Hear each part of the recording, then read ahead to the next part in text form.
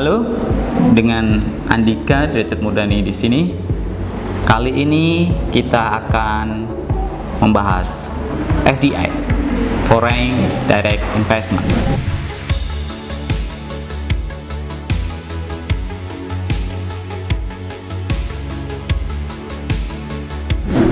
Apa sih itu FDI?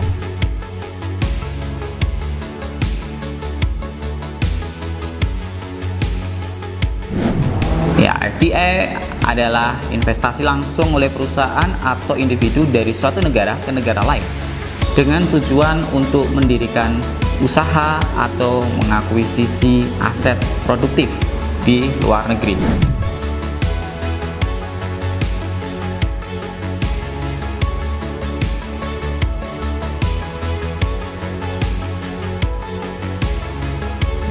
FDI biasanya melibatkan kendali atas operasi dan juga manajemen perusahaan yang diinvestasikan. Yang membedakan dari investasi portofolio. Komponen FDI setidaknya ada 3, ada equity capital, reinvested in earnings, kemudian other capital.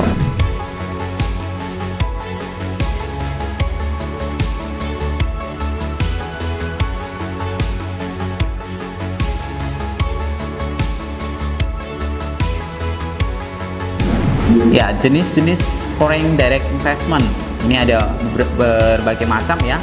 Ada FDI horizontal, FDI vertikal, FDI konglomerat, kemudian greenfield investment, merger and acquisition gitu ya. Teman-teman bisa lebih banyak menggali ya nanti ya.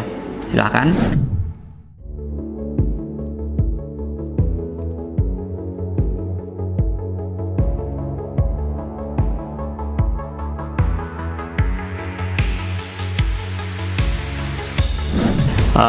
Kemudian faktor pendorong FDI. Yang pertama adanya akses ke pasar baru. FDI ini mendorong satu perusahaan melakukan FDI untuk memasuki pasar internasional, memperluas pasar dan meningkatkan penjualan serta pendapatan. Pasar negara berkembang seperti China dan Indonesia ini seringkali menjadi tujuan utama. Kemudian diversifikasi resiko. FDI membantu perusahaan dalam mendiversifikasi resiko bisnis dengan berinvestasi di berbagai negara yang memiliki kondisi ekonomi dan politik yang berbeda. Lalu yang berikutnya, infrastruktur yang mendukung. Adanya keberadaan infrastruktur yang memadai di negara tujuan seperti transportasi, komunikasi, dan juga regulasi yang mendukung investasi ini mendorong adanya FDI gitu ya. Kemudian biaya produksi yang lebih rendah gitu. Perusahaan yang sering melakukan FDI ke negara-negara dengan biaya produksi yang rendah, terutama biaya tenaga kerja. Ini membantu meningkatkan daya saing global perusahaan. Ya, teman-teman bisa lihat materi dari food loss industry ya. Itu juga membahas mengenai bagian dari FDI gitu. Food loss industry ini sendiri akan selalu mencari wilayah yang paling tepat untuk dijadikan sebagai basis produksinya. Mencari wilayah yang menurut food loss industry atau menurut konsep ini itu produksinya atau kemudian biayanya itu yang paling rendah seperti itu, sehingga dia mendapatkan keuntungan yang paling maksimal. Nah, tujuan dari food loss industry sendiri itu ada beberapa ya, tapi setidaknya ada 2 yang utama. Tujuan utamanya yang 2 itu adalah yang pertama menekan biaya produksi guna untuk meningkatkan profit dengan efisiensi faktor produksi. Kemudian akses ke sumber daya alam. Beberapa negara kaya akan sumber daya alam yang langka di negara asal perusahaan, sehingga tentunya FDI di sektor-sektor seperti energi, pertambangan, atau pertanian menjadi pilihan yang menarik. . 2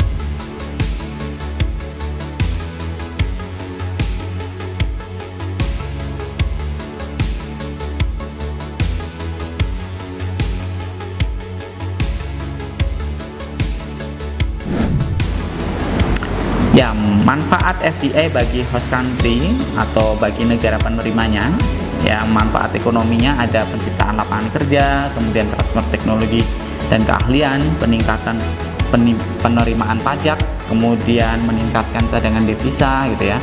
Lalu kalau dari dampak sosial dan lingkungan, ada pembangunan infrastruktur, kemudian tantangan lingkungan, serta potensi eksploitasi tenaga kerja gitu ya.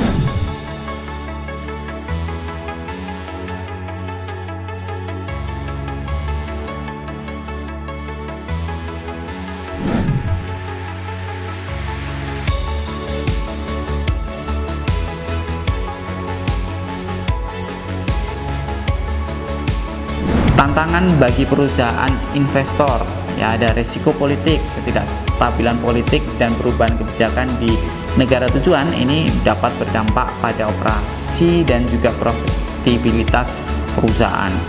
Lalu ada risiko mata uang, ya fluktuasi nilai tukar mata uang dapat mempengaruhi keuntungan dari investasi luar negeri, terutama dalam kondisi volatilitas pasar gitu ya.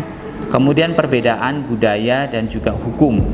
Perusahaan harus memahami dan menyesuaikan diri dengan perbedaan budaya, regulasi, serta kebijakan bisnis di negara tujuan yang dapat menjadi tantangan bagi operasional.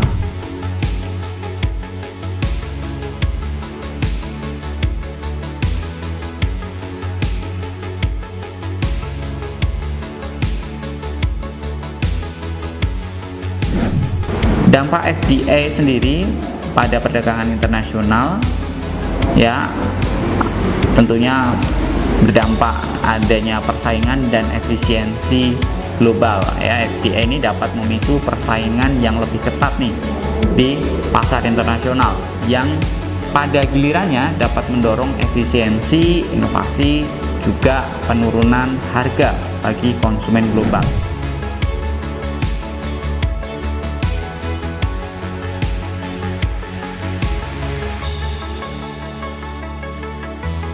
Kemudian integrasi pasar global gitu ya.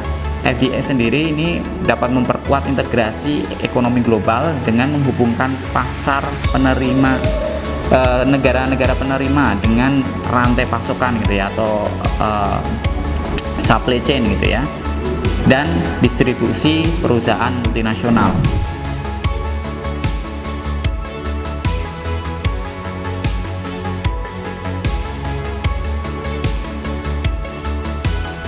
Kemudian peningkatan arus perdagangan. Investasi langsung seringkali disertai dengan peningkatan volume perdagangan internasional, baik dalam bentuk ekspor produk yang dihasilkan di negara tujuan FDI itu sendiri, atau impor bahan baku dari negara asal.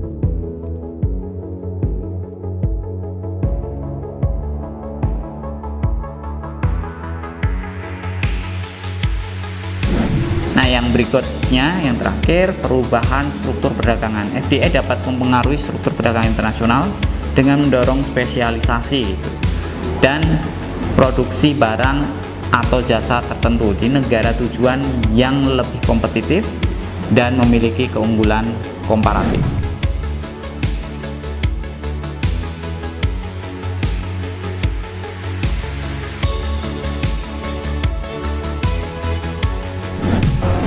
Oke, sudah disajikan tadi materi mengenai FDI.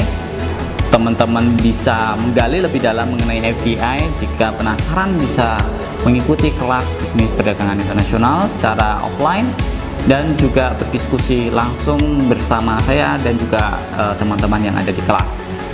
Sampai berjumpa di pertemuan-pertemuan berikutnya atau di sesi-sesi berikutnya dalam video yang lain, di materi-materi yang lain. Saya Andika Derajat Murdani, selamat siang.